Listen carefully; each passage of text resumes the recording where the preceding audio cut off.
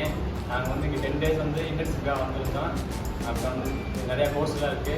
இங்கே வந்து 10th வந்து சிஎன்சி லேத் மிஷின் எப்படி ஆப்ரேட் பண்ணுறது, அதான் ப்ரோக்ராம் எப்படி கிரியேட் பண்ணுறது, ப்ளஸ் வந்து எப்படி மிஷினை எப்படி ஆப்ரேட் பண்ணுறது கற்றுக்கிட்டேன். இது வந்து பின்னால் யூஸ் ஆகும் அப்படின்றதுக்காக தான் 10 டேஸ் இன்டர்ன்ஷிப் ப்ரோக்ராம் வந்து எங்களுக்கு யூஸ்ஃபுல்லாக இருந்துச்சு.